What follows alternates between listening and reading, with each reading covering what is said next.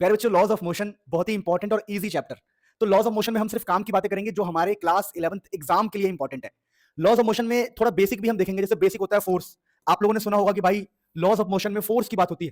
तो अगर आपसे कोई पूछ ले, जनरली कोई एग्जाम में नहीं पूछेगा व्हाट इज फोर्स, लेकिन जो वाइवा के एग्जाम होते हैं ना, तो जैसे एक बार मेरे से ही 11th क्लास में प्रैक्टिकल एग्जाम में वाइवा में पूछ लिया व्हाट इज फोर्स। मैं ऐसे कर रहा हूं, कह रहे नहीं मुंह से डिफाइन करो व्हाट इज फोर्स। तो कई बार चीजें हमें पता होती है लेकिन हम बोल नहीं पाते, इसलिए आज हम डेफिनेशंस को भी देखेंगे जो बेसिक है। तो फोर्स क्या होता है? Any push pull. पुश का मतलब क्या? देखो, यह पुश, पुश पुल का मतलब ये खींचना, पुल। तो किसी पुश या पुल को ही हम फोर्स कहा करते हैं। अब प्यारे बच्चों, इस चैप्टर में जो अगला टॉपिक है जो काफी इंपॉर्टेंट है हमारे लिए, वो है इनर्शिया। इनर्शिया को समझना बहुत ही ज्यादा इंपॉर्टेंट है। अब इनर्शिया को अगर हम बहुत देसी लैंग्वेज में समझे तो इनर्शिया क्या है, तो इसको समझना। लिखा है it is the property of a material. It is the property of a material. ये मटेरियल की प्रॉपर्टी है। अब आपके मन में आएगा मटेरियल क्या है सर? ये पेन मटेरियल है, ये मेरा जो बॉडी है, बॉडी ये भी मटेरियलिस्टिक ही है, ये पंखा मटेरियलिस्टिक है, ये गाड़ियां मटेरियलिस्टिक है, ये एप्पल सेब मटेरियल है। तो इनर्शिया क्या होता है? It is the property of material. ये मटेरियल की प्रॉपर्टी है। Due to which opposes any change in state of rest और यूनिफॉर्म मोशन। सर मुझे समझ नहीं आया, मैं इसको समझाने की कोशिश करता हूं। देखिए, मान लो अगर कोई चीज रेस्ट पर है, अगर कोई चीज रेस्ट पर है तो वो रेस्ट पर ही रहना चाहती है, अपने अंदर बदलाव नहीं चाहता। फॉर एग्जाम्पल ये पेन है, तो ये पेन रेस्ट पर है तो ये रेस्ट पर ही रहना चाहेगा, अपने अंदर कोई बदलाव नहीं चाहेगा, अपने अंदर कोई भी चेंजेस नहीं चाहेगा। वो तो मैं जबरदस्ती हाथ लगा के उसको उठा रहा हूं तभी ये उठ रहा है, वरना ये ऐसे का ऐसा ही रहेगा। ये पेन ऐसे का ऐसा ही रहना चाहता है। अगर ये रेस्ट पर है तो ये रेस्ट पर ही रहना चाहता है। इसी प्रकार से अगर कोई चीज मोशन में है तो वो मोशन में ही रहना चाहता है जब तक आप उसको डिस्टर्ब ना करो। जैसे एक नदी है, अगर वो नदी बह रही है तो नदी बहना ही चाहती है। वो तो हम बीच में डैम खड़ा कर देते हैं, हम बीच में कुछ लगा देंगे तो नदी डिस्टर्ब हो जाएगा। वरना नदी का नेचर क्या है कि नदी अगर मोशन में है तो मोशन में ही रहना चाहती है। अगर बीच में आप कुछ लाओगे तो नदी उसको तोड़ना चाहेगी, नदी उसको बर्बाद करना चाहेगी, नदी अपने मोशन को डिस्टर्ब करना नहीं चाहेगी। कुछ ऐसा मैं आपको एग्जांपल दे रहा हूं। तो फिलहाल यहां पर इनर्शिया का क्या मतलब है, इसको समझने की कोशिश करना। इनर्शिया क्या है? इट इज द प्रॉपर्टी, ये प्रॉपर्टी है ऑफ अ मटेरियल, ये मटेरियल की प्रॉपर्टी है। Due to which it opposes, ये अपोज करता है, ये अपोज करता है any change in state of rest. अगर कोई रेस्ट पर है तो रेस्ट पर ही रहना चाहता है। जैसे मान लो एक बड़ी सी अलमारी है, वो अलमारी रेस्ट पर है तो रेस्ट पर ही रहना चाहेगी, वो अपने अंदर कोई बदलाव नहीं चाहती। अब वो अपोज करेगी, अपोज कि भैया मैं यहां पर हूं, मुझे यहीं रहने दो। अलमारी खुद चल के वहां नहीं जाएगी दूसरी जगह पे। यानी अलमारी अगर रेस्ट पर है तो वो रेस्ट पर ही रहना चाहती है। अगर आप उसे डिस्टर्ब करोगे तो वो आपको अपोज करेगी। अलमारी अपने आप नहीं जाना चाहती है कुल मिला के। और अगर कोई चीज मोशन में है तो मोशन में ही रहना चाहती है। तो it is the property of a material due to which it opposes any change in state of rest और स्टेट ऑफ यूनिफॉर्म मोशन। अच्छा, नोट करने वाली बात क्या है यहां पर? Mass is the measurement of inertia. यानी जो इनर्शिया होता है, इनर्शिया होता है बेसिकली वो मास की वजह से होता है। किसी ऑब्जेक्ट के पास मास है तो उसके पास इनर्शिया भी होगा। फॉर एग्जांपल ये पेन रेस्ट पर है तो रेस्ट पर रहना चाहता है, और मैं इसको अगर फूंक मारूं तो मेरे फूंक मारने से इसको कुछ भी नहीं हो रहा है क्योंकि ये रेस्ट पर ही रहना चाहता है। ये मेरे फूंक को अपोज कर रहा है। अपोज मतलब मेरे फूंक को चैलेंज कर रहा है कि मैं तेरे फूंक से मुझे कुछ भी नहीं होगा, क्योंकि इसके पास मास है। तो मास होने से इनर्शिया है, और इनर्शिया कहता है अगर कोई चीज रेस्ट पर है तो रेस्ट पर रहना चाहेगी, मोशन में है तो मोशन में रहना चाहेगी। That's very simple. अगर किसी का मास ज्यादा है तो उसका इनर्शिया भी ज्यादा होगा। बहुत ही सिंपल सा टॉपिक है इनर्शिया को समझना। फटाफट आगे बढ़ते हैं। सो प्यारे बच्चों, मोमेंटम काफी इंपॉर्टेंट टॉपिक, क्योंकि मोमेंटम के ऊपर ही हम सेकंड लॉ ऑफ मोशन को पढ़ेंगे। तो मोमेंटम क्या है? देखिए, बेसिकली मोमेंटम होता है the quantity of motion. Motion की क्वांटिटी है। सर मोशन की क्वांटिटी का क्या मतलब है? समझा रहा हूं, देखो। द क्वांटिटी ऑफ मोशन, या कह सकते हो the amount, amount amount of motion. Motion कितना है? The amount of motion. तो मोमेंटम होता है द अमाउंट ऑफ मोशन या फिर क्वांटिटी ऑफ मोशन।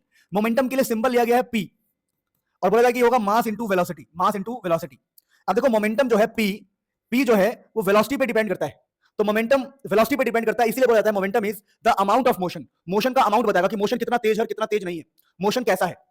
तो मोमेंटम कभी भी निकालना हो तो मास इनटू वेलोसिटी किया जाएगा। और अगर हम वेक्टर फॉर्म की बात करें तो मोमेंटम का फॉर्मुला होगा प्यारे बच्चों m इनटू v। तो m इनटू v हमारे मोमेंटम का फॉर्मुला होगा। आई होप आपको मोमेंटम समझ में आया हो। कोई भी आपसे पूछे भाई मोमेंटम क्या है, तो आप बोलना मास इनटू वेलोसिटी। तो वेलोसिटी क्या होता है? वेलोसिटी होता है मोशन। तो मोशन का जो मेजरमेंट है, मोशन का जो मेजरमेंट है, वेलोसिटी का जो मेजरमेंट कर रहा है वो मोमेंटम है। फटाफट से नोट करो, फिर हम आगे बढ़ते हैं। सो प्यारे बच्चों, अब हमारे पास टॉपिक है जो हमारे एग्जाम के लिए इंपॉर्टेंट है, that is Newton's first law of motion. Newton साहब का जो फर्स्ट लॉ ऑफ मोशन है ये हमें समझना है। अब न्यूटन साहब का फर्स्ट लॉ ऑफ मोशन क्या कहता है, इसको समझिएगा। कहता है कि पहले मैं आपको समझा दूं फिर डेफिनेशन पढ़ाऊंगा। न्यूटन साहब फर्स्ट लॉ कहते हैं कि अगर मान लो कोई चीज रेस्ट पर है, अगर कोई चीज रेस्ट पर है तो वो रेस्ट पर ही रहेगा जब तक आप बाहर से कोई फोर्स ना लगाओ। और बात सही है, अगर कोई रेस्ट पर है तो रेस्ट पर ही रहेगा, यानी जो रेस्ट पर है वो इक्वल टू रेस्ट ही रहेगा। जो रेस्ट पर है वो रेस्ट पे रहेगा। वैसे ही अगर कोई यूनिफॉर्म मोशन में है, कोई चीज अगर मोशन में है तो वो मोशन में ही रहेगा जब तक आप ब्रेक ना मारो। यानी कोई अगर रुका हुआ है तो ये रुका हुआ ही रहेगा जब तक आप फोर्स ना लगाओ। उसी प्रकार से अगर कोई मोशन में है तो मोशन में ही रहेगा अगर आप फोर्स ना लगाओ, ब्रेक ना लगाओ तो मोशन में ही रहेगा। तो यही न्यूटन साहब का फर्स्ट लॉ। अ बॉडी, समझना, इसको पढ़ना बड़ा आसान तरीके से। अ बॉडी, एक body is at rest then it will be at rest, और if body in uniform motion it will be in uniform motion until और unless external force applied on it. अगर कोई रेस्ट पर है it will be at rest, अगर कोई uniform motion में है it will be in uniform motion, अगर आप बाहर से एक्सटर्नल फोर्स ना लगाओ। तो यही था न्यूटन साहब का फर्स्ट लॉ ऑफ मोशन, और इसी को प्यारे बच्चों लॉ ऑफ इनर्शिया भी कहा जाता है। लॉ ऑफ इनर्शिया, बहुत ही सिंपल। फटाफट आगे बढ़ते हैं, इसको नोट कर लो। अब प्यारे बच्चों हमारे पास है न्यूटन साहब का second law of motion. First law आसान था, सेकंड लॉ उससे भी आसान है। Newton second law of motion ये क्या कहता है पहले समझते हैं, फिर थ्योरी पे लौटेंगे। ये कहते हैं कि भैया मान लो यहां पर कोई ऑब्जेक्ट है जिसका मास है 2 किलो और इसका स्पीड है मान लो 4 मीटर पर सेकंड, तो इसका मोमेंटम क्या होगा? इसका मोमेंटम होगा मास इंटू वेलोसिटी, जो कि होगा 2 इंटू में 4, जो कि हो गया 8। मान लो कोई बॉडी है जो मास है उसका 2 किलो और वेलोसिटी है 4 और वो चल रहा है, तो मोमेंटम इसका 8 है मोमेंटम। लेकिन मान लो झटके से कोई आके फोर्स लगा दे, झटके से आके कोई फोर्स लगा दे तो क्या होगा? अगर कोई झटके से आके इस पे फोर्स लगा दे तो ये बहुत तेजी से आगे बढ़ने लग जाएगा, तेजी से।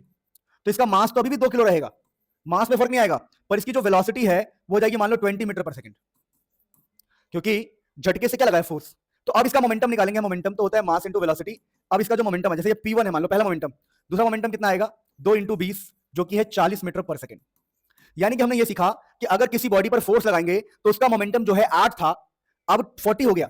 तो बेसिकली न्यूटन साहब कहते हैं कि अगर बॉडी पर फोर्स लगाओगे तो उसकी मोमेंटम चेंज हो जाएगी। बिल्कुल सही बात है। तो उन्होंने स्टेटमेंट दिया कि व्हेनेवर वी अप्लाई फोर्स, वो rate of change in momentum के बराबर होता है। डेल्टा पी यानी इसको बोलते हैं चेंज इन मोमेंटम अपॉन में टाइम, मतलब change in momentum per unit time.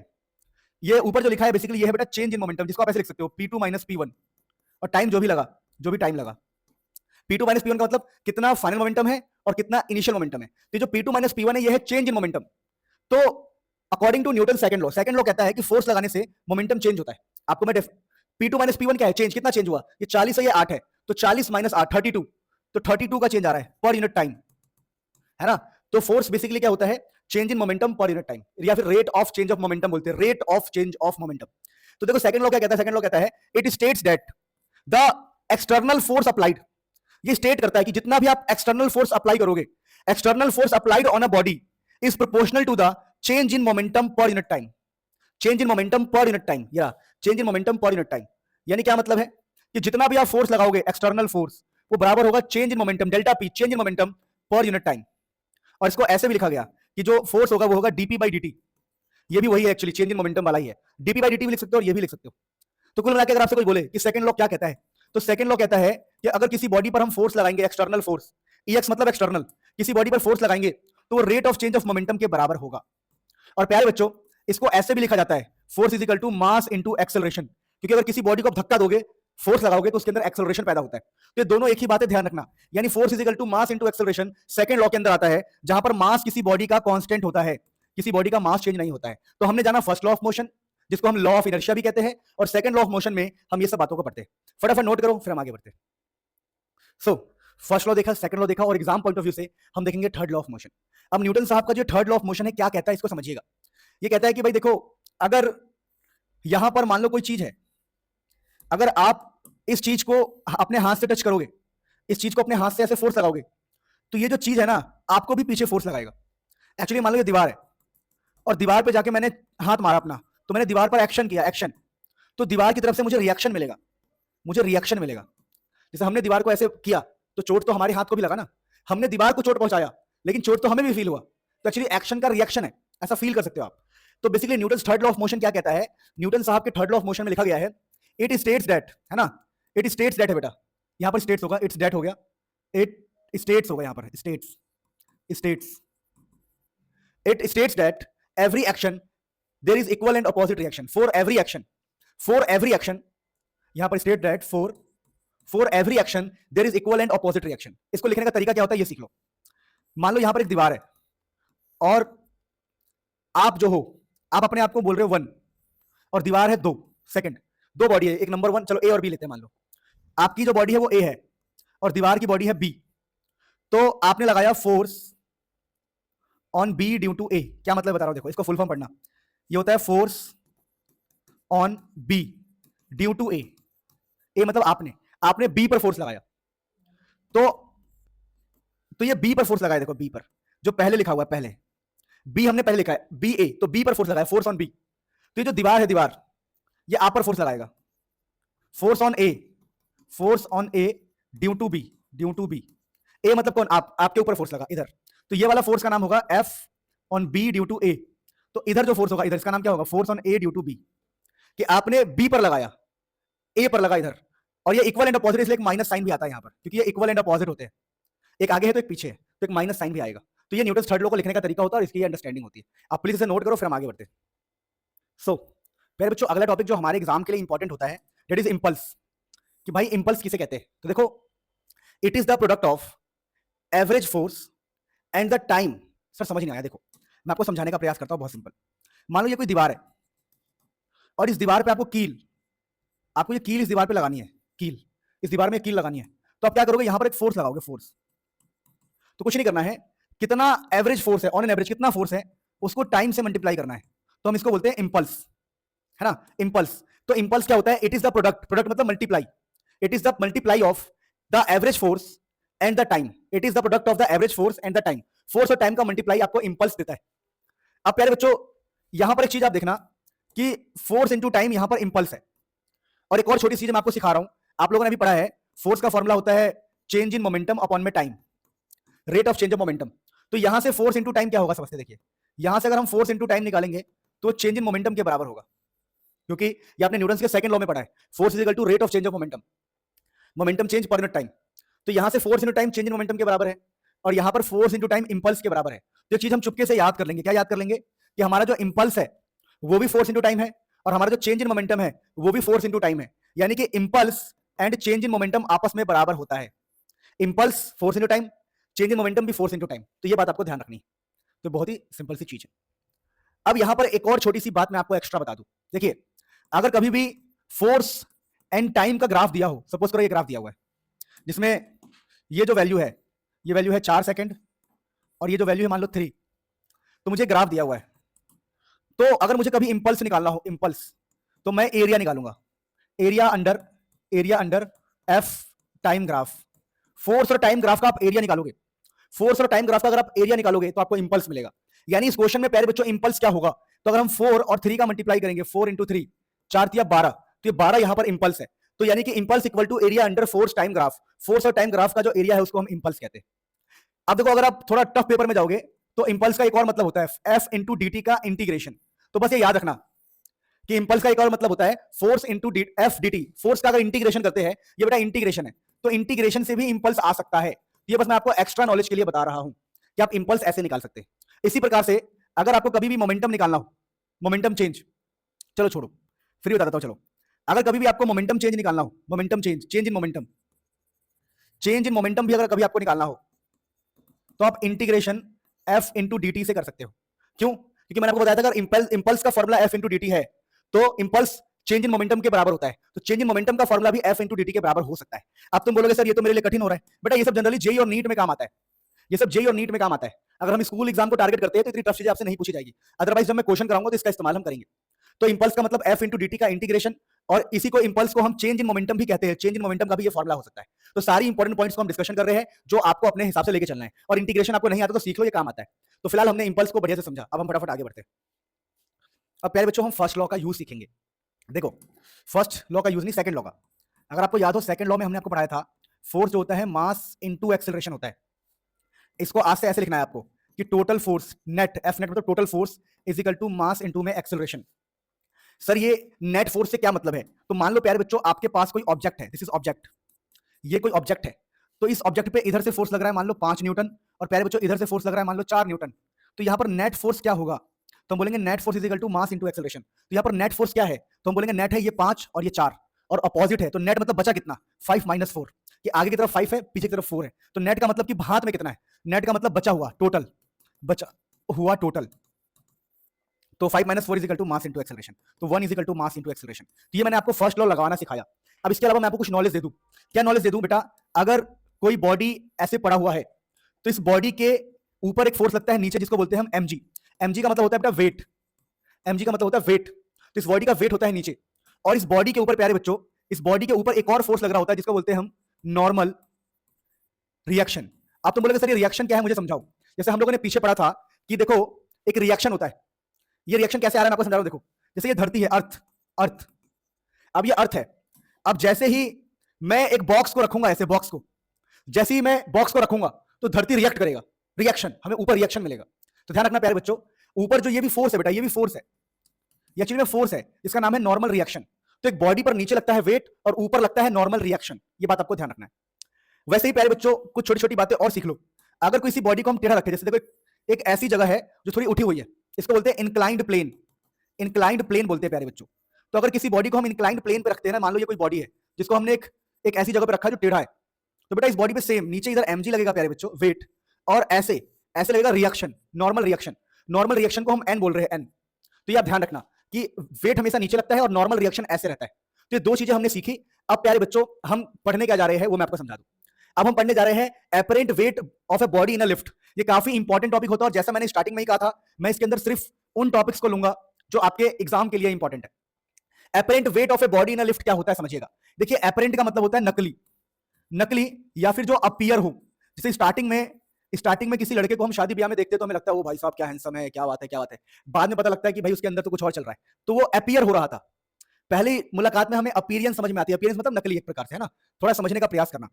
तो एपरेंट वेट क्या होता है मैं आपको समझा रहा हूं। देखो जब आप एक लिफ्ट में जाते हो, सपोज करो आपके पास एक लिफ्ट है, लिफ्ट, यह है लिफ्ट, और आप लिफ्ट में यहां पे खड़े हैं, ये लिफ्ट में आप खड़े हैं, यहां पर आप फर्श पे खड़े हैं ऐसे लिफ्ट में। तो क्या क्या हो सकता है, देखो ऊपर की तरफ होगा नॉर्मल रिएक्शन, नीचे की तरफ आपके बॉडी वेट होगा। एक लिफ्ट के अंदर ऊपर होगा नॉर्मल रिएक्शन, नीचे होगा बॉडी वेट। अब प्यारे बच्चों यहां पर जो नॉर्मल रिएक्शन है बेसिकली होता क्या है, जैसे मैंने कहा आपका ये फोर्स होता है, रिएक्शन फोर्स, जो धरती हम पर रिएक्शन लगाती है, धरती हम पर ऊपर जो लगा रही है रिएक्शन। तो ये जो रिएक्शन है, रिएक्शन फोर्स है। एक्चुअली में ये जो रिएक्शन फोर्स होता है ना, ये मेजरमेंट होता है, एक्चुअली में ये मेजरमेंट होता है वेइंग मशीन का। आप तुम बोलोगे वेइंग मशीन क्या होता है, वेइंग सही है, वेइंग मशीन। बेटा जब आप कभी भी समझना ध्यान से, जब आप वजन नापने जाते हो तो वजन नापने जाते हो तो आप एक मशीन पे खड़े होते हो। जिस मशीन पे खड़े होते हो ना, आप अपने दोनों पैर यहां रखते हो, तो आपको यहां पर दिखाई देता है कि आप 70 हो, 60 हो, 80 हो। तो ये जो वेइंग मशीन है, ये जो मशीन है क्या नापता है, ये वेइंग मशीन हमेशा इस नॉर्मल को नापता है। तो नॉर्मल क्या बताएगा, नॉर्मल हमें वेट के बारे में बताता है, वेट के बारे में, नॉर्मल हमें वेट के बारे में बताता है, ध्यान रखना। तो नॉर्मल रिएक्शन फोर्स होता है, और ये रिएक्शन फोर्स, यही रिएक्शन फोर्स हमारा जो मशीन है, वेट नापने वाला मशीन मेजरमेंट करता है। और प्यारे बच्चों बेसिकली सिंपल भाषा में बोलूं तो नॉर्मल आपको आपके वेट के बारे में बताता है। अब प्यारे बच्चों यहां पर आपको चीज समझाता हूं ध्यान से। मान लो ये लिफ्ट ऊपर जा रहा है, अगर ये लिफ्ट ऊपर जा रहा है तो आप न्यूटन साहब का फर्स्ट लॉ लगाओ, F net is equal to mass into acceleration. तो इस बॉडी पर एक फोर्स ऊपर लग रहा है और एक फोर्स नीचे लग रहा है, तो आप बोलोगे टोटल फोर्स क्या होगा, N minus m g is equal to mass into में एक्सेलरेशन। तो यहां से आप एन निकालोगे तो एन हो जाएगा m g plus m a. अब प्यारे बच्चों यहां पर हमने एन निकाला, हमने देखो ऊपर फोर्स है एन, नीचे है एम जी, तो हमने लिखा N minus m g, net force. हमने बोला net force is equal to mass into acceleration, तो यहां से हमारा एन निकला m g plus m a. अब यहां पर जो एन है ना, इसकी खास बात समझना, तो ये एम जी प्लस ए समझना, अगर एम हम कॉमन ले ले तो यहां पर बेसिकली प्लस हो रहा है, प्लस, यानी देखो एम जी जो होता है ना, एम जी हमारा होता है नॉर्मल वेट, पर उस वेट में एम ए ऐड हो रहा है। इसका क्या मतलब, इसका ये मतलब है कि जो हमारा मशीन है, एन क्या होता है, एन होता है मशीन का मेजरमेंट, एन हमें वेट के बारे में बताएगा। एन हमारा बेसिकली यहां पर है एपरेंट वेट, एपरेंट वेट जो हमें महसूस होगा, जो हमें फील हो, जो हमें अपीयर हो। बोला मैंने आपको कि एन बेसिकली रिएक्शन फोर्स होता है, लेकिन एन जो है वो measurement of weighing machine, machine जो है मेजरमेंट एन का ही करता है, तो एन हमें कहीं ना कहीं वेट के बारे में आइडिया देगा। तो यहां पर एन का मतलब है एपरेंट वेट, तो एपरेंट वेट पता है क्या है, m g plus m a, यानी जो वेट हमें फील होगा वो ज्यादा फील होगा क्योंकि यहां पर प्लस है। इसीलिए जब लिफ्ट ऊपर जाती है बेटा एक्सेलरेशन के साथ, तो हमें वजन भारी भारी फील होता है, हमें वेट ज्यादा फील होता है। तो apparent weight of body in a lift, एक लिफ्ट के अंदर अगर एक बॉडी है तो उसको एपरेंट वेट फील होगा, वेट कुछ अपीयर होगा, भारी या फिर हल्का। तो इसके तीन केसेस होते हैं जो आपको याद रखना है। पहला केस कि एक्सेलरेशन है ए, एक्सेलरेशन ए से ऊपर जा रहा है, तो जो एन की वैल्यू होगी वो m g plus m a, तो यहां पर बॉडी को हैवी फील होगा। दूसरा केस होता है बेटा एक्सेलरेशन ए से नीचे, तो एन की वैल्यू ऑटोमेटिक हो जाएगी m g minus m a. और तीसरा केस होता है बेटा कि एक्सेलरेशन जीरो, एक्सेलरेशन जीरो होने का मतलब है कि एन की वैल्यू एम जी के बराबर, एन की वैल्यू एम जी के बराबर। देखो इसमें फील हो रहा है हैवी, इसमें भारी फील होगा, इसमें हल्का फील होगा, हल्का, और इसके अंदर कुछ भी फील नहीं होगा, सब कुछ सेम, ना हल्का ना भारी, क्योंकि एक्सेलरेशन जीरो है। अच्छा एक्सेलरेशन जीरो का मतलब क्या होता है सुनते रहना, यूनिफॉर्म स्पीड या यूनिफॉर्म वेलोसिटी, यूनिफॉर्म वेलोसिटी, ठीक है, ये ध्यान रखना। तो कभी आपसे यूनिफॉर्म स्पीड या यूनिफॉर्म वेलोसिटी बोले तो एक्सेलरेशन जीरो है और कुछ भी फील नहीं होगा, सब कुछ नॉर्मल है। हमें नकली वेट फील नहीं होगा, हमें असली वेट फील होगा। तो ये नकली वेट है बेटा, हमें हैवी फील हो रहा है लिफ्ट के अंदर, हमें हल्का फील हो रहा है, तो ये नकली वेट है और ये बेटा असली है। अब इसके अंदर एक फोर्थ केस होता है फ्री फॉल। ये फ्री फॉल का मतलब क्या है? मान लो लिफ्ट की रस्सी टूट गई, लिफ्ट ब्रेक हो गया, लिफ्ट ब्रेक हो गया, या लिफ्ट के तार में फोर्स जीरो हो गया। लिफ्ट के अंदर तार लगी होती है, लिफ्ट ऊपर नीचे करने के लिए लिफ्ट के अंदर तार लगी होती है। लिफ्ट का तार टूट गया, तार टूट गया, टूट गया का मतलब क्या है कि उसके अंदर फोर्स जीरो हो गया, तार टूट गया। तब क्या होगा? तब बेटा वेटलेसनेस फील होता है, वेटलेसनेस। आपको वेटलेसनेस फील होगा, आपको वेट फील ही नहीं होता है। तो बेटा जब फ्री फॉल हो या लिफ्ट ब्रेक हो जाए, तार टूट जाए, तो आपको वेट ही फील नहीं होगा, आप झटके से जाकर टकरा जाओगे। तो ये सब चीजें आपको ध्यान रखनी है 4 केस लिफ्ट के बारे में। तो एपरेंट वेट का मतलब होता है नकली वेट, एपरेंट वेट का मतलब होता है नकली weight of a body in a lift, और ये काफी इंपॉर्टेंट टॉपिक था। सो प्यारे बच्चों, अगला जो हमारे पास इंपॉर्टेंट टॉपिक होता है वो होता है law of conservation of linear momentum. अब ये law of conservation of linear momentum क्या है, इसको समझना। देखिए मान लीजिए मैं कहता हूं किसी बॉडी का मोमेंटम अभी जीरो है। मोमेंटम क्यों जीरो है? क्योंकि इसका मास मान लो 2 किलो है पर इसका स्पीड जीरो है, ये बॉडी रेस्ट पर है, तो अभी इसका मोमेंटम जो आएगा ना, मास इंटू वेलोसिटी, तो वो जीरो आएगा। तो सीधी बात है, अगर मोमेंटम जीरो है तो जीरो ही रहेगा। अगर हम बाहर से फोर्स ना लगाए तो क्या मतलब है? लिखा हुआ है, क्या ही लिखा हुआ है, ओहो हो, इन अब्सेंस लिखना है मुझे यहाँ पे ना, इन, देखो इन। अब सुनो, अभी इसका मोमेंटम जीरो है, अगर मैं फोर्स ना लगाऊं, मैं कहता हूं मैं कोई फोर्स नहीं लगा रहा, फोर्स जीरो है, फोर्स नहीं लगा रहा, अभी इसका मोमेंटम जीरो है, तो मोमेंटम जीरो ही रहेगा ना, मोमेंटम चेंज नहीं होगा। तो लिखा है इन absence of any external force, अगर कोई फोर्स नहीं लगा रहे हो, linear momentum of A system is conserved. Conserve होने का मतलब है सेम रहेगा, सेम, यानी अगर इसका मोमेंटम जीरो है तो जीरो ही रहेगा, क्योंकि आप फोर्स नहीं लगा रहे हो। सपोज करो मैं कहता कि नहीं, इसकी स्पीड है 10, तो मोमेंटम कितना हो जाएगा? 20, 2 मास इंटू वेलोसिटी 20। अब तुम फोर्स जीरो है, फोर्स अगर जीरो है तो इसका मोमेंटम अब 20 ही रहेगा, अगर 20 है तो 20 ही रहेगा, यानी कि सेम टू सेम ही रहेगा। बात समझो, इन absence of any external force, अगर आप बाहर से फोर्स नहीं लगा रहे हो, linear momentum of a system is conserved, उसका मोमेंटम चेंज ही नहीं होगा। अगर पहले मोमेंटम जीरो था तो जीरो रहेगा, बाई चांस मोमेंटम उसका 20 है तो 20 रहेगा, मोमेंटम अगर उसका 40 था तो 40 ही रहेगा। समझ पा रहे हो? जैसे इस पेन देखो, इस पेन का मोमेंटम जीरो है, जीरो ही रहेगा जब तक मैं फोर्स ना लगा दूं। वैसे एक बस चल रही है 40 की स्पीड से, तो बस चलती रहेगी जब तक हम फोर्स ना लगा दो। तो यही है कंजर्वेशन ऑफ लीनियर मोमेंटम। सुनो, लिखा है इक्विलिब्रियम ऑफ ए बॉडी, क्या है ये देखो।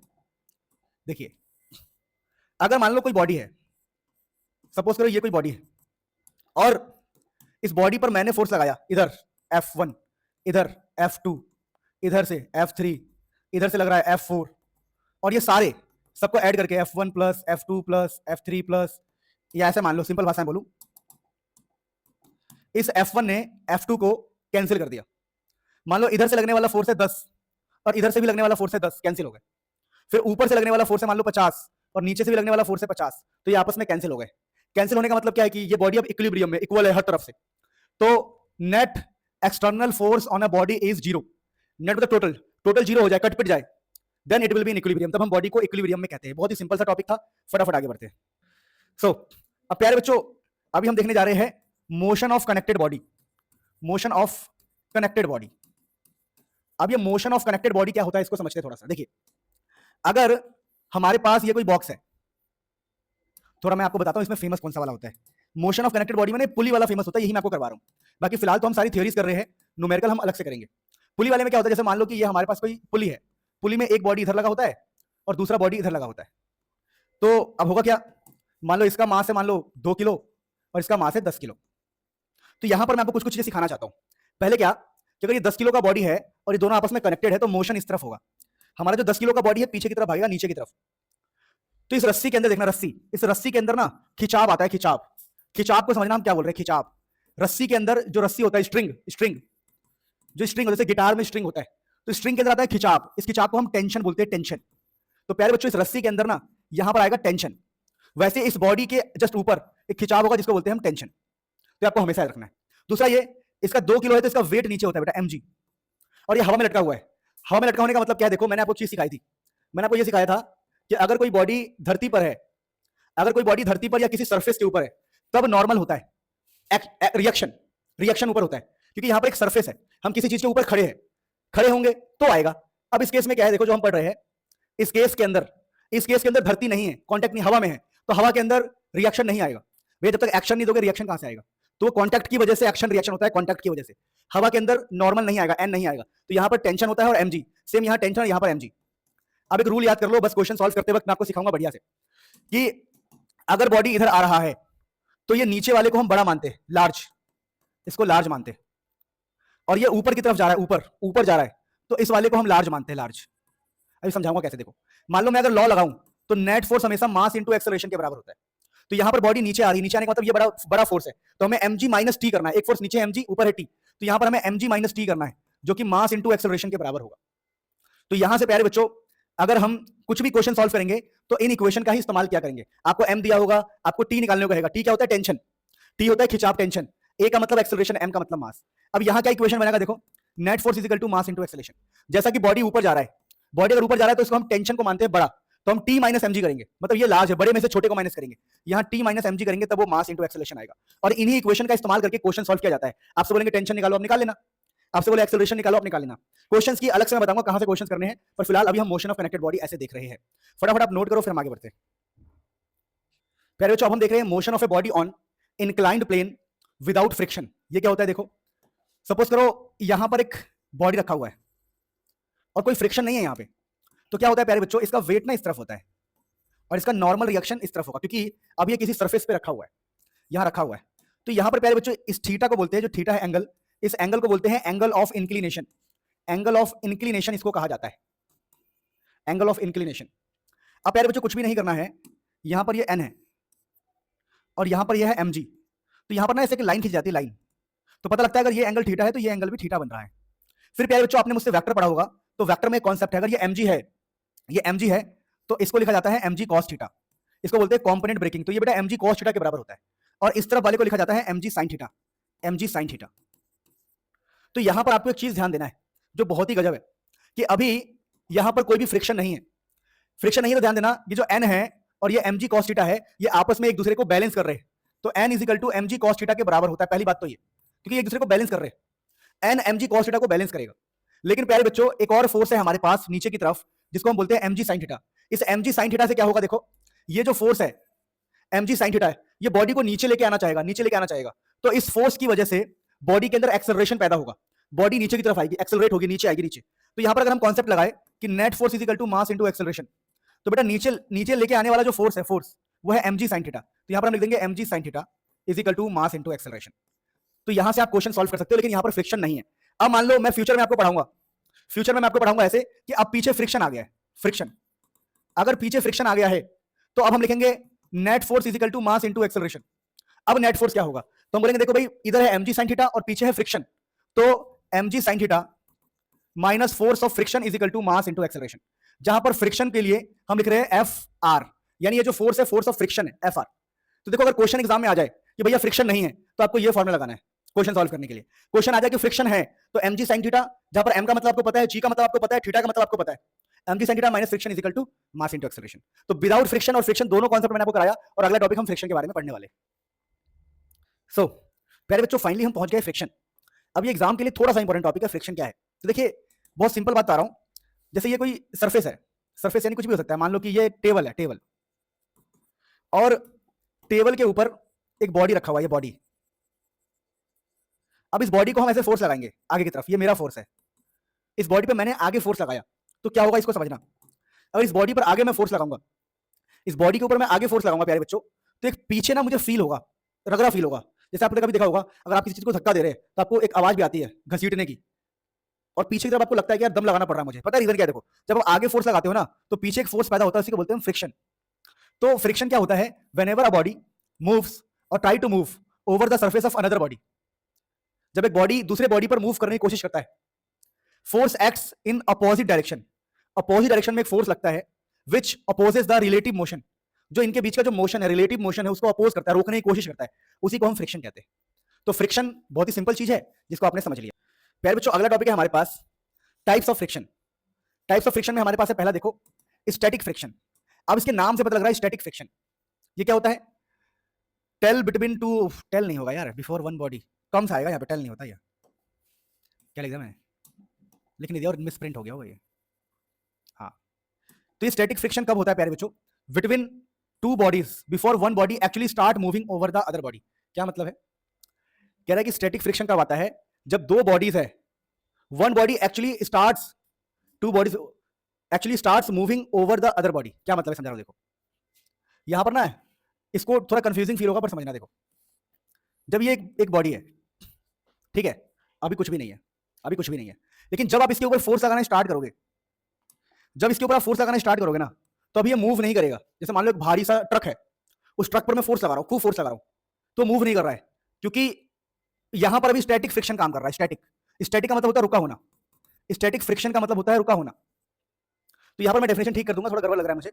Static friction between two bodies before, सही सही लिखा है वैसे, ये comes, static friction comes between, static friction comes between two bodies before, before मतलब पहले, one body actually start moving over other body, move करने से पहले। जैसे एक बहुत बड़ा ट्रक है, ट्रक पे मैं फोर्स लगा रहा हूं, ट्रक मूव नहीं कर रहा है।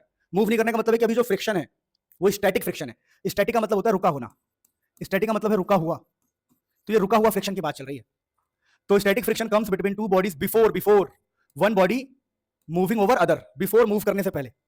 समझ में आई बात? अब यहां पर एक बात है नोट करने वाली, static friction is a self adjusting force. Static friction self adjusting कैसे होता है समझना। मान लो ये ट्रक है, ट्रक, तो ट्रक को एक आदमी धक्का दे रहा है 10 न्यूटन के फोर्स से, तो जो फ्रिक्शन है वो भी 10 का आ जाएगा, वो फ्रिक्शन 10 का लग गया। फिर दो बंदे आए, इसने भी 10 का फोर्स लगाया, ट्रक अभी भी मूव नहीं कर रहा है, मतलब फ्रिक्शन ने भी कितना बढ़ा दिया? 10 न्यूटन। यानी कि अगर आप फोर्स को बढ़ाते हो तो फ्रिक्शन भी अपना फोर्स बढ़ाता है। आपने और बंदे बुलाए, फ्रिक्शन और फोर्स लगाएगा, यानी फ्रिक्शन जो है अपने आप को एडजस्ट करता रहता है। जैसे मान लो एक बहुत बड़ा ट्रक है, एक बंदा धक्का दे रहा है, फ्रिक्शन उसको धक्का दे रहा है, फ्रिक्शन उसको अपोज कर रहा है, फिर उसने 10 लोग बुला लिए, अब 10 लोग मिलकर ट्रक को धक्का दे रहे हैं, तो फ्रिक्शन ने भी अपनी ताकत बढ़ा ली, 10 लोगों से भी कुछ नहीं हुआ। तो फ्रिक्शन खुद को एडजस्ट करता रहता है। यानी अगर मैं एक और 10 का फोर्स लगाऊंगा तो फ्रिक्शन भी एक 10 का फोर्स लगा लेगा। लेकिन फ्रिक्शन की एक लिमिट होती है। लिमिट का क्या मतलब है? मान लो मैंने यहां पर लगा दिया 100 बंदे, 1000 न्यूटन का फोर्स, मैंने 1000 न्यूटन का फोर्स लगा दिया, तो अब मेरा फ्रिक्शन हार जाएगा, क्योंकि फ्रिक्शन की एक लिमिट होती है। यानी फ्रिक्शन अपनी वैल्यू को बढ़ाता रहता है एक लिमिट तक ही, उसके बाद फ्रिक्शन हार जाता है। ध्यान रखना, static friction is a self adjusting force, अपने आप को एडजस्ट करता है, ठीक है। तो ये लिमिटिंग फ्रिक्शन की हम बात कर रहे हैं। तो लिमिटिंग फ्रिक्शन क्या होता है? Force of static friction is called limiting friction. Maximum force, ध्यान रखना, यहां पर मैक्सिमम वर्ड लगाना है।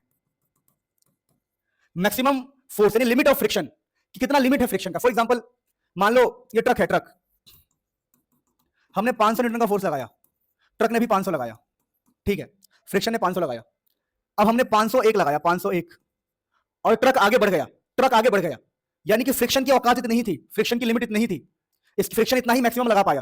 तो बेटा जो maximum force of static friction होता है, जब वो रुका हुआ था, रुके हुए में कितना स्टैटिक फ्रिक्शन लगा रहा है, जो मैक्सिमम वैल्यू है फ्रिक्शन की, उसी को बोला जाता है लिमिटिंग फ्रिक्शन। फिर प्यारे बच्चों आता है काइनेटिक फ्रिक्शन। ये काइनेटिक वर्ड का मतलब समझो, काइनेटिक का मतलब ही होता है मोशन, मोशन। तो काइनेटिक फ्रिक्शन का मतलब है मोशन। तो action, kinetic friction, action which comes when moves over, अरे यार एक्शन हो गया, यहां पर होना चाहिए फ्रिक्शन, इस बार ज्यादा वो हो गया गड़बड़ टाइपिंग में, कोई बात नहीं, मैं ठीक कर देता हूं। यानी आप क्या समझे लिमिटिंग फ्रिक्शन से? कि भैया हमने 500 लगाया, उसने 500 लगाया, हमने 501 लगाया, वो हार गया, मतलब इसकी औकात 500 की थी, तो जो मैक्सिमम फोर्स होता है उसी को बोलते हैं लिमिटिंग। अब काइनेटिक क्या होता है? Friction which comes when moves over other body, when a body, ठीक है। तो काइनेटिक फ्रिक्शन क्या होता है? Friction which comes when a body moves over other body. जब एक बॉडी दूसरे बॉडी के ऊपर मूव करता है तो उसको बोलते हैं काइनेटिक फ्रिक्शन। मैं इसको ग्राफ की हेल्प से आपको समझाता हूं। देखो ग्राफ की हेल्प से कैसे समझोगे, देखो यह है फ्रिक्शन और यह है अप्लाइड फोर्स, समझा रहा हूं। देखो मान लो यहां पर एक ट्रक है,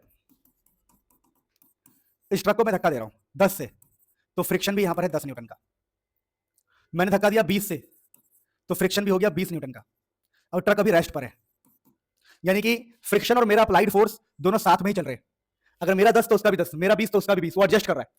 फिर मैंने लगा दिया 500 न्यूटन, फ्रिक्शन ने भी 500 लगा दिया, मैंने 501 किया, 5001 हो गया ये 501, और ये मोशन में आ गया। क्या मतलब है? इसका मतलब ये है अगर मैं 500 लगा रहा हूं तो 500 लगा रहा है, पर जैसे मैं 501 लगा रहा हूं बॉडी चल रही है। बॉडी चलने का मतलब क्या है कि मैक्सिमम 500 के आसपास ही लगा सकता है। ट्रक की औकात है फ्रिक्शन लगाने की 500, तो यहां पर ये है हमारा बेटा सबसे मैक्सिमम वैल्यू, इसको बोलते हैं लिमिटिंग फ्रिक्शन। ये जो सबसे बड़ी वैल्यू इसका नाम है लिमिटिंग फ्रिक्शन। लिमिट आ गई, अब ये लिमिटिंग फ्रिक्शन है बेटा। अब क्या होगा? अब हमारी ट्रक चल पड़ी, जब ट्रक चल रही है तो फ्रिक्शन कम फील होगा, फ्रिक्शन फील कहाँ होगा, अब ट्रक चलने लग गई तो फ्रिक्शन अब कम हो जाएगा, कम। तो ये है काइनेटिक फ्रिक्शन। और ये वाला केस है जब रुका हुआ था, ये है स्टैटिक फ्रिक्शन। ये स्टैटिक फ्रिक्शन एडजस्ट कर रहा है खुद को, एडजस्ट, फिर उसकी लिमिट आ रही है, फिर काइनेटिक आ रही है, काइनेटिक मतलब बॉडी चल पड़ी। तो ये फ्रिक्शन का हमने कॉन्सेप्ट समझा बढ़िया से। अब बात कर लेते हैं laws of friction. Law of friction की बात करते हैं, लॉज ऑफ फ्रिक्शन। अगर हम फ्रिक्शन की बात करें प्यारे बच्चों, तो जो फोर्स ऑफ फ्रिक्शन है वो डायरेक्टली प्रोपोर्शनल होता है नॉर्मल रिएक्शन। क्या मतलब है, अगर कोई ट्रक है, मान लो ट्रक, तो ट्रक का वेट नीचे होगा और नॉर्मल रिएक्शन ऊपर होगा, और ट्रक अभी रुका हुआ है। रुका होने का मतलब क्या होता है कि N is equal to mg, कि जो ऊपर का फोर्स और नीचे का फोर्स बैलेंस है, ट्रक रुका हुआ है, बराबर है। तो प्यारे बच्चों जो फोर्स ऑफ फ्रिक्शन होता है वो directly proportional to normal reaction होता है। एंड प्यारे बच्चों फोर्स ऑफ फ्रिक्शन जो है यहां पर कांस्टेंट आएगा म्यू, तो म्यू इंटू एन। जहां पर ये प्रोपोर्शनलिटी कांस्टेंट, इसको बोलते हैं कोएफिशिएंट ऑफ फ्रिक्शन।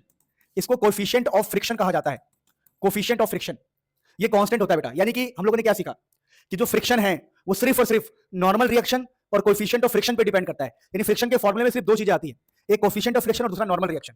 इस फॉर्मूले में एरिया नहीं आता, यानी एरिया ऑफ कांटेक्ट पे डिपेंड नहीं करता। ये एरिया पे कहां डिपेंड कर रहा है, ये तो एन पे डिपेंड कर रहा है और म्यू पे डिपेंड कर रहा है। अब प्यारे बच्चों कोएफिशिएंट ऑफ फ्रिक्शन जो है ना, ये रास्ते पे डिपेंड करता है कि रास्ता कैसा है। रास्ता पहाड़ी इलाका है तो पहाड़ी इलाके पे म्यू की वैल्यू ज्यादा होगी, फ्रिक्शन ज्यादा होगा। कोएफिशिएंट ऑफ फ्रिक्शन रास्ते पे डिपेंड करता है। और नेचर ऑफ सरफेस पे डिपेंड करता है, नेचर ऑफ सरफेस, कि नेचर ऑफ सरफेस मतलब सरफेस के ऊपर तेल तो नहीं रहा, तेल होगा तो अलग बात होगी, सरफेस के ऊपर तेल है तो अलग बात होगी, सरफेस के ऊपर पाउडर है तो अलग बात होगी, सरफेस से पत्थर है तो अलग बात होगी। तो कोएफिशिएंट ऑफ फ्रिक्शन रास्ते पे, नेचर ऑफ सरफेस पे डिपेंड करता है। तो नेचर ऑफ सरफेस मेन है इसके अंदर, कि कोएफिशिएंट ऑफ फ्रिक्शन। तो ये हमारे फ्रिक्शन का फॉर्मूला है, लॉज ऑफ फ्रिक्शन हमने पढ़ा। आप प्लीज इसे नोट करो, फिर हम आगे बढ़ते हैं। प्यारे बच्चों रोलिंग फ्रिक्शन, ये क्या है, जब कोई बॉडी रोल कर, जैसे साइकिल है, अब साइकिल का टायर है तो रोल करेगा, है ना, रोल। तो एक तो होता है रोलिंग, कि आप रोल करवा रहे हैं, ठीक है, और एक होता है स्लाइडिंग, कि आप एक बॉडी को ऐसे फोर्स लगा के स्लाइड करा रहे हैं। तो जब हम स्लाइड करवाते हैं ना, स्लाइड, तो यहाँ पर फ्रिक्शन ज़्यादा होता है यार। और रोल में क्या है, रोल में फ्रिक्शन कम लगता है। जैसे साइकिल का टायर घूमता है तो आसानी से घूमता है, लेकिन अगर किसी बॉक्से को धक्का मारेंगे तो दिक्कत होगी। तो क्या समझा आपने कि रोलिंग फ्रिक्शन जो है वो much smaller than sliding, sliding से छोटा होता है। अब यहाँ पर याद रखना कि सबसे ज़्यादा जो फ्रिक्शन होता है वो होता है स्टैटिक, फिर उससे कम स्लाइडिंग, और सबसे कम होता है रोलिंग। सबसे कम जो फ्रिक्शन होता है रोलिंग वाला फ्रिक्शन सबसे कम होता है, ये बात आप ध्यान रखना। चलो जी स्टार्ट करते हैं। देखो होमवर्क दे रहा हूँ छोटा सा। होमवर्क क्या है कि आप मुझे कमेंट में बताओ कि फ्रिक्शन कैसे हम कमेंट में बताओ कि फ्रिक्शन कैसे हम कम कर सकते हैं, फ्रिक्शन को हम कैसे रिड्यूस कर सकते हैं, मुझे बताओ, ठीक है। चलो अपने टॉपिक पे बढ़ते हैं। टॉपिक का नाम है law of conservation of linear momentum. तो लिखा हुआ है अगर कोई ऑब्जेक्ट है, सपोज करो हम एक कंडीशन लेते हैं, कंडीशन समझाता हूँ। मान लो हमारे पास कोई ऑब्जेक्ट है जिसका मास है m1, इनिशियल वेलोसिटी है u1, मास है m2, इनिशियल वेलोसिटी है u2। तो इसका मोमेंटम क्या होगा, तो इसका मोमेंटम होगा m1 u1, और इसका मोमेंटम क्या होगा, इसका मोमेंटम होगा m2 u2। तो यहाँ पर अभी हम इनिशियल की बात कर रहे हैं, दो मास है m1 m2, initial velocity u1 u2। अब कुछ देर बाद क्या हुआ होगा, कुछ भी हुआ होगा। अब मान लो इसका मास है m1 पर इसकी वेलोसिटी v1 हो गई है, इसका मास है m2 पर इसकी वेलोसिटी हो गई है v2, जहाँ v होता है फाइनल, ये फाइनल वेलोसिटी है दोनों की। तो अब इनका मोमेंटम क्या होगा, m1 v1 plus m2 v2, momentum mass into velocity, पहले वाले का दूसरे वाले का। तो ये बराबर रहेगा, ये बराबर रहेगा अगर हम बाहर से कोई फोर्स ना लगाए। External force is zero. अब बाहर से कोई फोर्स नहीं लगा रहे, अगर आप कोई फोर्स नहीं लगाओगे तो जितना इनिशियल मोमेंटम होगा उतना ही इन दोनों का फाइनल होगा, इनिशियल इक्वल टू फाइनल। तो यही है law of conservation of linear momentum. If net external force is zero, अगर बाहर से लगने वाला फोर्स जीरो है तो इनिशियल मोमेंटम दोनों का बराबर होगा final, m1 u1 m2 u2 is equal to m1 v1 m2 v2। यहाँ पर सब कुछ लिखा हुआ है, आप पढ़ सकते हैं कि इनिशियल फाइनल के बराबर होता है। अब इसमें एप्लीकेशन में रिकॉइल ऑफ गन हमारे सिलेबस में है, ठीक है, सिलेबस में रिकॉइल ऑफ गन कि जो ये कंजर्वेशन ऑफ मोमेंटम है, रिकॉइल ऑफ गन में लगता है, रॉकेट में लगता है, एक्सप्लोजन में लगता है, कोलिजन में लगता है। कोलिजन का मतलब होता है टकराना। अगर दो चीज़ें टकरा रही है तो आपको ये फॉर्मूला इस्तेमाल करना है। किसी का एक्सप्लोजन हुआ है तो आपको ये फॉर्मूला इस्तेमाल करना है। रॉकेट के केस में भी आपको यही फॉर्मूला इस्तेमाल करना है, और रिकॉइल ऑफ गन में भी आपको यही फॉर्मूला इस्तेमाल करना है। ये रिकॉइल ऑफ गन क्या होता है, अगर किसी गन को हम फायर करते हैं, ये गन है, ठीक है, इस गन को अगर हम फायर करेंगे तो जो गोली है आगे जाएगा, तो जो बुलेट होती है, बुलेट, वो बुलेट तो आगे जाता है लेकिन गन पीछे आता है, गन पीछे जाता है, गन गन पीछे आता है। तो इसी को बोलते हैं रिकॉइल ऑफ गन, जो गन पीछे आती है, खटैक। अगर आप गोली आगे चलाओगे तो गन पीछे होगी, थोड़ी सी पीछे आएगी, पीछे धक्का लगेगा। अब देखो यहाँ पर हमें पढ़ना होता है अपने सिलेबस में रिकॉइल वेलोसिटी का फॉर्मूला, ये रहा रिकॉइल वेलोसिटी, देखिए। तो स्मॉल एम का मतलब होता है मास ऑफ बुलेट, तो ये स्मॉल एम है मास ऑफ बुलेट। वी का मतलब है वेलोसिटी ऑफ बुलेट, ये वाला वी है velocity of bullet. Small V का मतलब velocity of bullet. Capital M है मास ऑफ गन, ये नीचे वाला मास ऑफ गन है, और कैपिटल वी है रिकॉइल वेलोसिटी ऑफ गन। तो ये रिकॉइल वेलोसिटी ऑफ गन है, यानी रिकॉइल वेलोसिटी का फॉर्मूला हो गया मास ऑफ बुलेट, ठीक है ना, वेलोसिटी ऑफ बुलेट अपन में मास, ये इनिशियल वेलोसिटी ऑफ बुलेट, ये है मास ऑफ गन, तो यहाँ से आएगा वेलोसिटी ऑफ गन। एक मिनट, क्या हो गया भैया, क्या हो गया? ठीक से लिख देते हैं इसको, ये रहा देखिए। तो अगर ये है आपका वेलोसिटी ऑफ गन, जिसको आप रिकॉइल वेलोसिटी कहते हो, तो velocity of gun is negative, पीछे डायरेक्शन में जाता है ना, ये गन पीछे जाता है, गन पीछे। Mass of bullet, initial velocity of bullet divided by mass of gun, ये रहा फॉर्मूला, और सारे सिंबल यहाँ लिखे हुए हैं। तो जो जिस वेलोसिटी से बंदूक पीछे जाएगी, उसका फॉर्मूला है mass of bullet, velocity of bullet upon में मास ऑफ गन। अब नेगेटिव साइन का मतलब है अपोजिट डायरेक्शन। आप अगर नेगेटिव साइन हटा दोगे तब भी आपका आंसर सही रहेगा, इसको हम मैग्नीट्यूड बोलते हैं। बट यहाँ पर नेगेटिव का मतलब होता है कि अपोजिट डायरेक्शन, मतलब पीछे की तरफ गन होगा और बुलेट होगा आगे। ओके जी, चलिए अब आगे बढ़ते हैं। अगला टॉपिक है motion on a inclined plane. क्या मतलब है? अगर हमारे पास एक बॉक्स है जो कि एक इंक्लाइंड प्लेन पे रखा हुआ है, ये हमारा इंक्लाइंड प्लेन होता है, देखो ये हमारा इंक्लाइंड प्लेन है और इसके ऊपर एक बॉक्स रखा हुआ है, इसको बोलते हैं इंक्लाइंड प्लेन। ये किसी एंगल पे होता है ये प्लेन। तो प्यारे बच्चों, ये जो बॉक्स है नीचे जाएगा, तो नीचे जाएगा, तो यहाँ पर कौन कौन से फोर्स है जो हमें समझना है। देखिए, ऊपर जो फोर्स होता है उसको बोलते हैं नॉर्मल। इसके जस्ट सामने जो फोर्स होता है ये होता है एम जी कॉस थीटा। बेटा कॉम्पोनेंट ब्रेकिंग है, आपको याद रखना पड़ेगा। इस तरफ जो फोर्स होता है इसको बोलते हैं एम जी साइन थीटा, ठीक है। और पीछे जो फोर्स होगा उसको बोलते हैं फ्रिक्शन, फ्रिक्शन पीछे लगता है। तो यहाँ पर आपने क्या सीखा कि इंक्लाइन प्लेन पर अगर कोई बॉक्स रखा हुआ है तो उस पर फोर्स आगे लगता है एम जी साइन थीटा, आगे एम जी साइन थीटा, पीछे फ्रिक्शन लगता है, ऊपर नॉर्मल लगता है और नीचे लगता है एम जी कॉस थीटा। तो देखिए, कंपोनेंट अलोंग प्लेन, प्लेन की तरफ जो है वो है m g sine theta. Normal reaction जो है वो एम जी कॉस थीटा के बराबर में होगा, याद रखना। Normal m g cos theta के बराबर होता है इस केस में।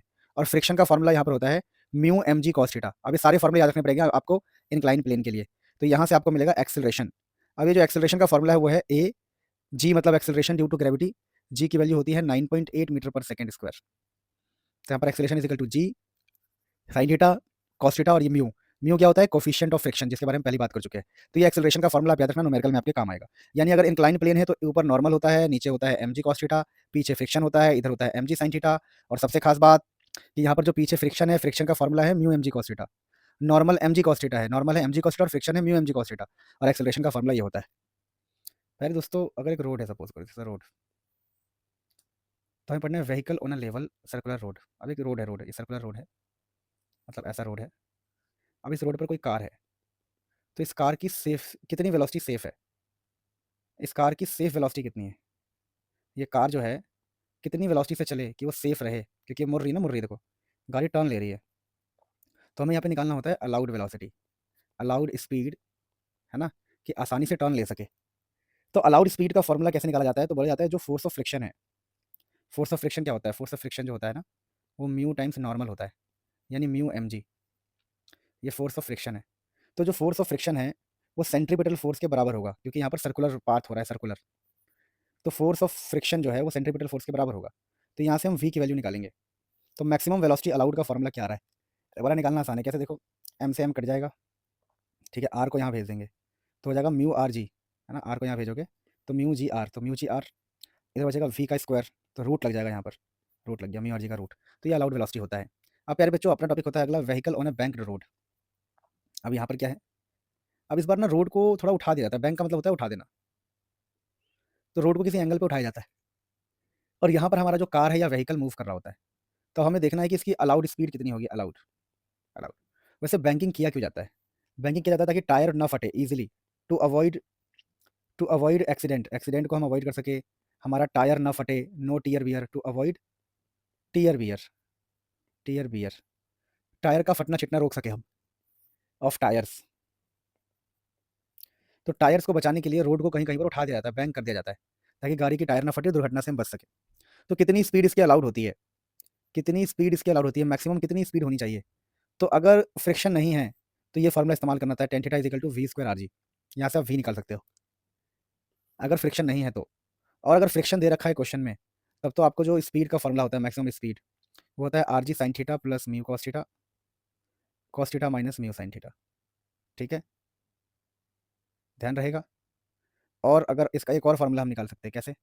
अगर मैं सबको ही, देखो, अगर मैं सबको कॉस से डिवाइड कर दूँ क्या होगा? देखो कॉस से तो ये हो जाएगा टेन थीटा, तो R G tan theta plus mu, mu क्यों? कि मैंने इसको कॉस से डिवाइड किया तो साइन बाई कॉस हो गया 10, इसको कॉस से डिवाइड करूँगा तो ठीक खत्म हो जाएगा पूरा, बचेगा सिर्फ म्यू। और इसको कॉस से डिवाइड करूँगा तो ये 1 आएगा, 1, और इसको कॉस से डिवाइड करूँगा तो म्यू टेन थीटा। तो ये फॉर्मूला याद रखना, R G tan theta plus mu 1 minus mu tan theta, ये मैक्सिमम अलाउड वेलोसिटी है। उसी प्रकार से ये मिनिमम वेलोसिटी का फॉर्मूला होता है, ध्यान रखना। तो मैंने इसी फॉर्मूले को थोड़ा आसान करके लिख दिया। मैंने क्या किया? मैंने कुछ नहीं किया, यहाँ कॉस से डिवाइड किया, यहाँ भी कॉस से डिवाइड किया, तो ये तो कॉस से कॉस कट गया, ये साइन 10 हो गया, 10, यहाँ भी कॉस से डिवाइड किया तो ये 1 हो जाएगा, यहाँ कॉस से डिवाइड करेंगे तो ये टेन थीटा हो जाएगा। तो साइन वाले 10 हो जाएंगे, 10 और 10, साइन वाले जो दोनों है वो टेन थीटा में कन्वर्ट हो जाएंगे। और जो कॉस थीटा है वो तो गायब हो गया यहाँ से, ये तो गायब ही हो जाएगा, कॉस बाई कॉस 1, और यहाँ भी कॉस बाई कॉस 1 हो जाएगा। तो यहाँ पर 1 होने के बाद सिर्फ म्यू बचेगा, अगर इसको हम कॉस से डिवाइड करेंगे तो कॉस से कॉस कट जाएगा, सिर्फ म्यू बचेगा। तो ये आपको ध्यान रखना है। अगला टॉपिक हमारे पास है सेंट्रीपिटल एक्सेलरेशन। एक्चुअली में ये हमें चैप्टर 4 में पढ़ना था, जो हम पढ़ चुके हैं। होता क्या है, जब सर्कल में कोई पार्टिकल मूव करता है तो उसकी सेंटर की तरफ एक एक्सेलरेशन होता है, जिसको हम वी स्क्वायर बाई आर या फिर सेंट्रीपिटल एक्सेलरेशन कहते हैं। ये टुवर्ड्स द सेंटर होता है सेंट्रीपिटल एक्सेलरेशन। वैसे एक सेंट्रीपिटल फोर्स क्या होता है कि अगर कोई चीज़ सर्कल में मूव कर रही है, अगर कोई चीज़ सर्कल में मूव कर रही है तो उसके सेंटर की तरफ एक फोर्स होगा, जिसको हम सेंट्रीपिटल फोर्स कहते हैं। ये चैप्टर 4 का टॉपिक है, मैं बस यहाँ पर रिवाइज करवा रहा हूँ। अब मैं आपको एक दो चीज़ें और सिखाना चाहता हूँ जो इंपॉर्टेंट है। एक होता है angle of friction. Angle of friction, तो एंगल ऑफ फ्रिक्शन क्या होता है, जैसे मान लीजिए कोई ऑब्जेक्ट यहाँ रखा हुआ है, तो ऊपर एक नॉर्मल रिएक्शन लगता है ऑब्जेक्ट पे, normal away from the body एक नॉर्मल रिएक्शन होता है, और पीछे की तरफ होता है फ्रिक्शन। फ्रिक्शन, और देखिए अगर ये नॉर्मल रिएक्शन है, ये फ्रिक्शन है, तो इन दोनों के बीच में एक आएगा आर। आर का मतलब होता है रिजल्ट। ये है आर का मतलब है यहाँ पर रिजल्टेंट है, रिजल्टेंट आर लिख देता हूँ मैं, आर यहाँ पर है resultant, resultant of N and friction. देखिए एक छोटी सी कहावत है, अगर दो वेक्टर है, एक इधर, तो उनके बीच का ये रिजल्टेंट होता है आर। तो उसी प्रकार से इधर नॉर्मल रिएक्शन है, इधर फ्रिक्शन है, और ये रिजल्टेंट है। तो ये रिजल्टेंट यहाँ पर एंगल बना रहा है थीटा, इसी को एंगल ऑफ फ्रिक्शन कहा जाता है, एंगल ऑफ फ्रिक्शन। तो एंगल ऑफ फ्रिक्शन कैसे निकालेंगे, देखिए तो एंगल ऑफ फ्रिक्शन होता है tan theta is equal to mu. Mu मतलब कोफिशिएंट ऑफ फ्रिक्शन। तो यहाँ से टेन थीटा में जो थीटा है यही एंगल ऑफ फ्रिक्शन है। तो एंगल ऑफ फ्रिक्शन क्या होता है कि the angle angle made by normal and resultant, normal और रिजल्टेंट के बीच का जो एंगल है उसी को एंगल ऑफ फ्रिक्शन कहते हैं। अगला जो लास्ट टॉपिक है, एंगल ऑफ रिपोज। ये एंगल ऑफ रिपोज क्या होता है, इसको समझते देखिए। अगर हमारे पास एक इंक्लाइन प्लेन है, और जो इंक्लाइन प्लेन है इसका कुछ एंगल बन रहा है थीटा, और यहाँ पर जो हमने ऑब्जेक्ट रखा है, ऑब्जेक्ट वो जस्ट स्लाइड स्टार्ट करता है, just started sliding, started sliding, just started sliding, sliding, यानी कि ऐसा एंगल जिस पर बॉडी स्लाइड करना स्टार्ट कर दे। ये कोई एंगल है जिस पर ये बॉडी स्लाइड करना स्टार्ट कर रहा है, तो उसको एंगल ऑफ रिपोज कहते हैं, और ये होता है tan theta is equal to mu. इसका फॉर्मूला भी यही होता है। तो एंगल ऑफ रिपोज भी पढ़ लिया, एंगल ऑफ फ्रिक्शन भी पढ़ लिया। अच्छा मैं आपसे कुछ क्वेश्चन पूछता हूँ होमवर्क में, कि फ्रिक्शन जो है गुड और bad, friction is a good devil. अब ये गुड डेविल क्यों है बताओ। तो गुड है और डेविल भी है, क्यों? गुड इसलिए है क्योंकि हमें चलने में हेल्प करता है, हम चल पाते हैं फ्रिक्शन की वजह से। सॉरी रात ना बहुत हो गई है यार।